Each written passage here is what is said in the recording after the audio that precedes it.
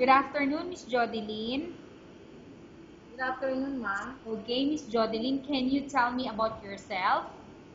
Okay, I'm Jodeline Garin. I'm 21 years old. I live at C3614 Purokres, Laputing Bato, Tondo, Manila. Okay, I have a few questions for you to answer. So let's start. Why do you want to work as a maid? To work to help my family. Why you choose Malaysia when there is a lot of other country? I know Malaysia is one of the most beautiful country. How are you qualified for this job? I'm hardworking, honest. May I know what is your education level is? I'm college graduate. What is your recent working experience? My recent work experience is caretaker in Taiwan. Have you worked abroad before? Yes. Can you please tell the place and how many years you worked for? The place is in Taiwan. I work 3 years. Do you have experience of taking care of baby?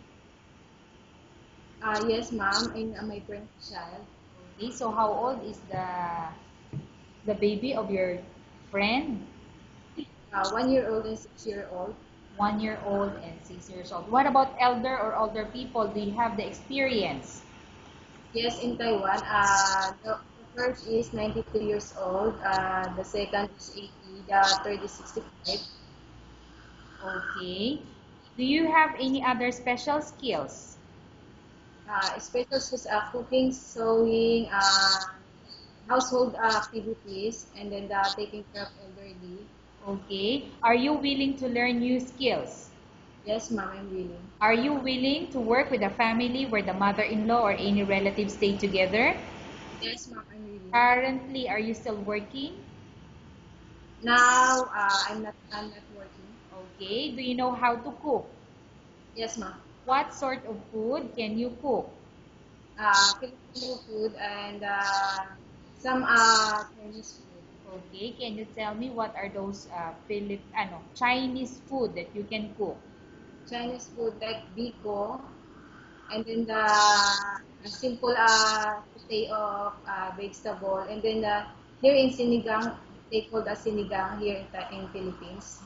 So I think the one is tom yum. It's quite Oh, spicy, right? yes, Sour. ma'am. Okay. Tom yum. Tom yum. Okay. What about Filipino food that you can cook? Okay, adobo, menudo, sinigang, steak, like that. Okay. Are you aware that you will have to do washing, cleaning, ironing, and cooking? Yes. From all the house chores like cooking, cleaning, ironing, and washing, which do you like most? Household activities, taking care of elderly.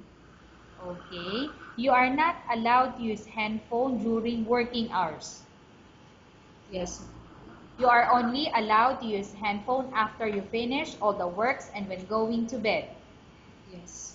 You are strictly needed to surrender the handphone to your employer in the morning, and your employer will return back to you once you're going to bed. Okay. Yes, ma'am. If ever your employer finds out that you're abusing your handphone and it's affected your work performance, your employer will confiscate your handphone and you're not allowed to hold it anymore.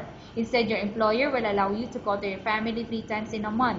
You're only allowed to bring normal phone and you're not allowed to bring smartphone.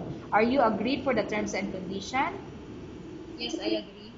Are you agreed to the rules and regulation for the handphone? Yes, I agree. How many years is the contract as you agreed and understand? 2 years contract. Can you describe for me your ethics or your attitude? I'm honest, hardworking. Okay. How can you assure to us that you will work hard in Malaysia? Uh, I'm Jodeline, yes, how ma'am. can you assure to us that you will work hard in Malaysia? I will finish my contract. Can you promise not to use a telephone without the permission of your employer? Yes, I promise. Can you promise not to put on makeup but to dress properly while work? Yes, I promise. Can you promise not to invite friends and relatives without the consent of your employer? Yes, I Can promise. you promise not to ask for advance salary from your employer under any circumstances? Yes, I promise. Do you really understand of the rules and regulation of the agency? Yes, I Do understand. you pay any placement fee for you to come to Malaysia to work as a maid? No, Do you have any history of sickness, example breast cancer or any other illness? no, Do you suffer from any skin diseases, allergy or physical defect? no, Have you suffered from any serious illness? no, Do you smoke? no, ma'am. Have you undergone any operation or surgery? No, Are you medically fit? yes, ma'am. Are you in any medication? No, Are you allergic with any food? no, Are you prepared to work for the employer of any race? yes, ma'am. Are you prepared to eat a type of food taken by your employer? Yes, ma'am. Are you afraid being left alone in the house? No, ma'am. Are you afraid of dogs or other pets? No, ma'am. Can you promise to work according to instruction from your employer? Yes, ma'am. Do you have any immediate family working in Malaysia? No, ma'am. Okay, Miss Jodeline, we have finished our question section. Let's go to case study.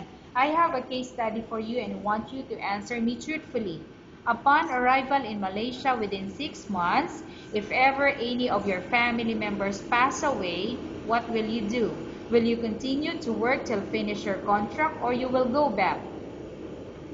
I will finish my contract. Okay, tell us about yourself and why do you want to work in Malaysia as domestic helper? Okay. I'm Jodeline Garin. I'm 29 years old. I'm honest and hardworking. I work abroad in Malaysia to help my family. Okay, Miss Jodeline, what do you want to tell to your employer who watching your video? Okay. Ma'am, please choose me because I need this work to help my family.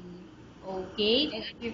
I'm honest and hardworking. Okay, thank you very much, Miss Jodeline. We will update to your agency if there's any selection made by the employer.